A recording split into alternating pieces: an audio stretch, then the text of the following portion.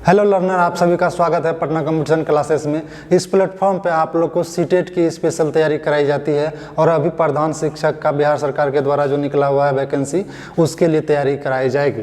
तो इसमें सबसे महत्वपूर्ण है, आप सभी को पता है प्रधानाध्यापक की वैकेंसी का क्या हुआ, उसमें मात्र 421 उम्मीदवार ही पास कर सके।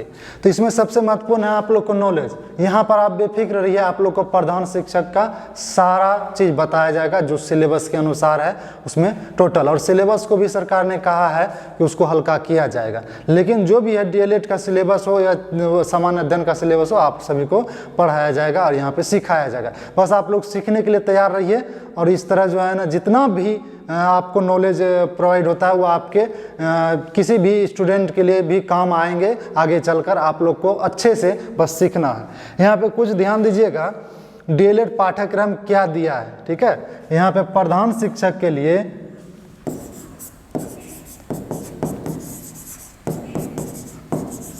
प्रधान शिक्षक के लिए, ठीक है, यहाँ पे आप लोग को ध्यान रखिएगा। हे टीचर के पाठ्यक्रम डीएलएड जो दिया गया है उसमें सबसे पहला इकाई 1 बच्चे था बचपन। अच्छा, यहाँ पर एक बात आप लोग को ध्यान रखना है, बच्चे था बचपन के बारे में कुछ चीज़ें बताना है। जैसे कि यहाँ पे बच्चे था बचपन, सामाजिक, सांस्कृतिक और ऐतिहासिक समझ। यहाँ पर आप लोग को ध्यान दीजिएगा, बच्चे तथा बचपन। अब इसमें सबसे बड़ी बात क्या है कि बच्चे था बचपन के बारे में आपको टोटल इसमें डिटेल्स है। तो अतः इसको करना क्या है, बाल अधिकारों का संदर्भ उपेक्षित वर्गों से आने वाले, अब उपेक्षित वर्गों के आने वाले बच्चों पर विशेष चर्चा के साथ करना है। नेक्स्ट है शिक्षा, विद्यालय और समाज के अंतर संबंधों की समझ, विद्यालय का समाजीकरण। इसी तरह इकाई 2 है महात्मा गांधी और हिंद स्वराज, यानी महात्मा गांधी इससे रहेगा। और पहला नंबर है बच्चे के बारे में कुछ महत्वपूर्ण उसकी सामाजिक आर्थिक परिदृश्य, ठीक है, सामाजिक आर्थिक। जैसा कि आप लोग पता है सभी बच्चे का एक सामाजिक परिदृश्य होता है, आर्थिक परिदृश्य भी होता है। उसी तरह आगे है गिजुभाई बधेका, इसी तरह रविन्द्रनाथ टैगोर इत्यादि के बारे में, डॉक्टर जाकिर हुसैन, जितवा फुले, जे कृष्णमूर्ति, जॉन डीबी के बारे में दिया गया है। इकाई 3 है पाठ्यचर्या तथा पाठ्यक्रम, अवधारणा तथा विविध विचार। अब इसमें पाठ्यचर्या जो है ना, करिकुलम क्या होना चाहिए, ठीक है, बाल विकास में अवधारणा का विधि आयाम क्या होना चाहिए, खेल से क्या आशय हैं, इस तरह के इसमें सिलेबस में आपको दिए गए हैं इकाई 3 में। चलिए इकाई 4 आते हैं।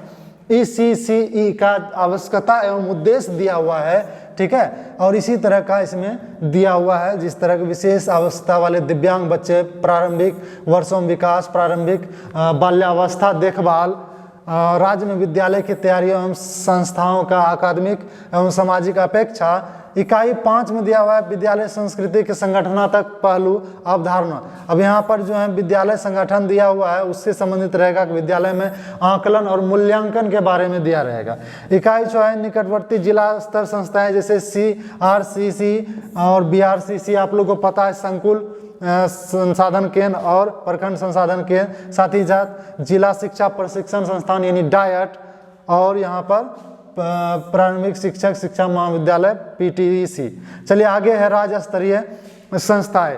राज्य स्तरीय संस्थाएं SCERT होती है, जैसे कि NCERT होती है नेशनल यानी राष्ट्र के लिए, वैसे ही बिहार शिक्षा परियोजना परिषद BPC होती है, बिहार विद्यालय परीक्षा बोर्ड होती है। इसी तरह की इसमें दिए गए इकाई 6 में इसके बारे में जानना है। चलिए नेक्स्ट आते हैं इकाई 7 भारतीय समाज में समावेशन और अपवर्जन के विभिन्न रूप। इसमें हाशिए पर समाज कौन है, जेंडर विशेष हैं, साथ ही साथ विशेष आवश्यकता वाले बच्चे भी हैं। इसी तरह का समावेशी शिक्षा में क्या चुनौतियां आती है, समावेशी शिक्षा में क्या चुनौतियां आती है, ये आप लोग को इसमें जानना है इकाई आपका 7 में।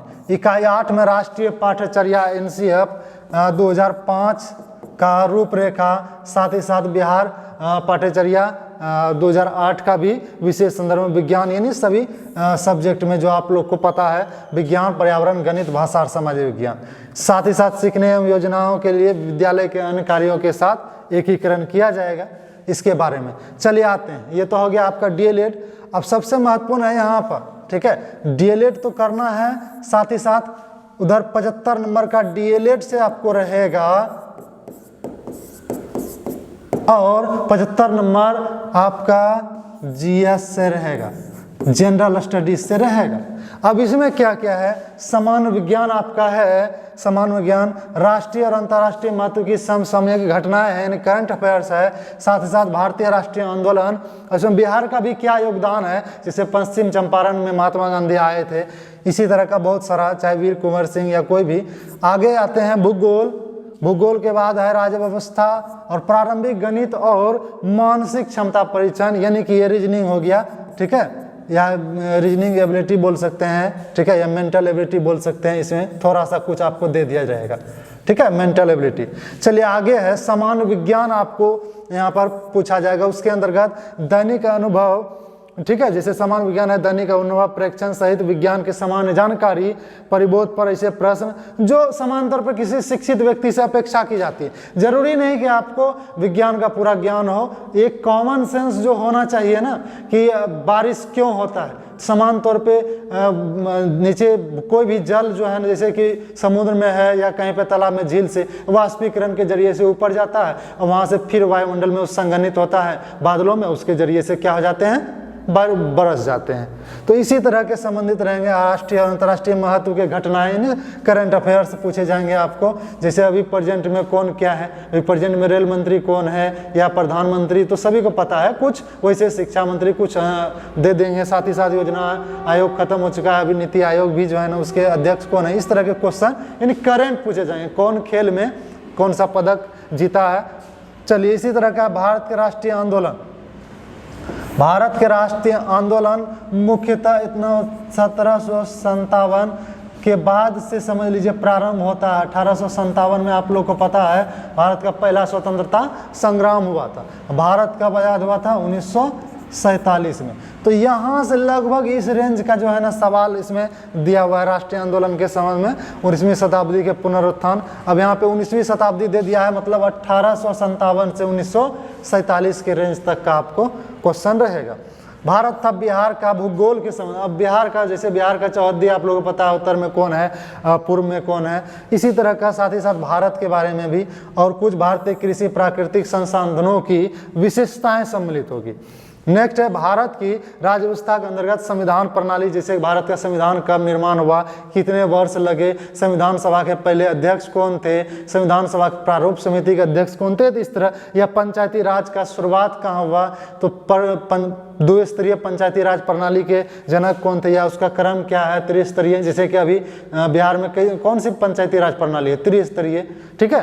तो इसी तरह का आगे हैं, साथ ही साथ कुछ विकास योजनाएं भी, जैसे मनरेगा, सब आप लोग को पता है। साथ ही साथ प्रारंभिक गणित, अब यहाँ पर जो है ना प्रारंभिक गणित मतलब समझ लीजिए ये कॉमन बेस, ये आपको बच्चे को पढ़ाएंगे तो वो भी उपयोग में आ जाएगा। अगर आप लोग यहाँ सीखते हैं तो कहीं ना कहीं आप लोग का बेसिक और बेटर होगा, ये अपेक्षा आप लोग को करना है, ठीक है। मानसिक क्षमता जांच पर, यानी कि मेंटल एबिलिटी, इसमें आपको कुछ रहेगा, यानी रीजनिंग के भी एनालिटिकल रीजनिंग से संबंधित कुछ सवाल भी रहेंगे। तो इस तरह का रहेगा, सिंपल है, सामान्य अध्ययन सिंपल है, बस इसमें दिख रहा है आपको। साथ ही साथ पहले में आप लोग को डीएलएड में भी कुछ चुनिंदा चीज़ों का ध्यान रखिएगा तो बड़ी आसानी से आप प्रधान शिक्षक पास कर सकते हैं। तो इसमें सबसे बड़ा बात क्या है, ध्यान रखिएगा, कुछ नहीं करना है।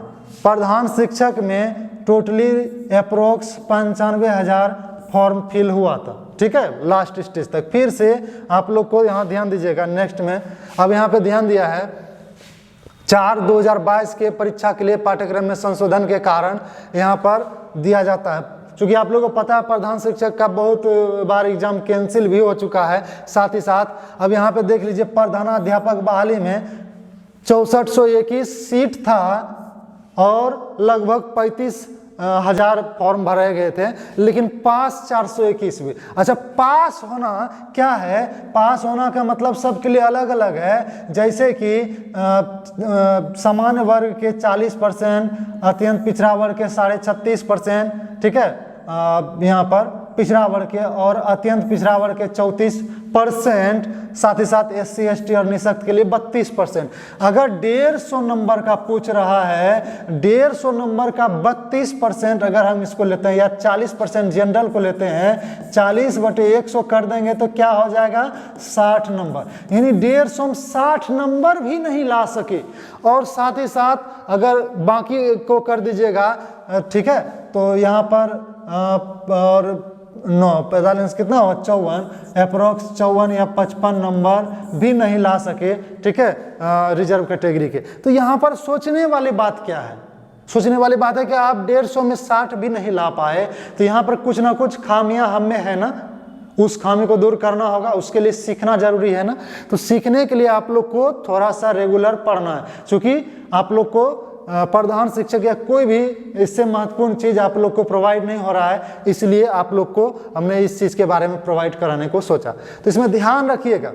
अब यहाँ पर 40,506 सीट है और फॉर्म 1 लाख उस समय यानी 95,000 फॉर्म फिल हुआ था, और बाद में सीट डेट और बढ़ने के बाद इसमें 5-6 हज़ार का और बढ़ोतरी हुआ था। तो ये सब मिला के इसमें 1 लाख अप्रोक्स लेते हैं। अच्छा एक बात बताइए, फिर से यह फॉर्म भरने के लिए डेट दे दिया है, ध्यान दीजिएगा, 9 सितंबर से अब 30 सितंबर तक डेट दे दिया है।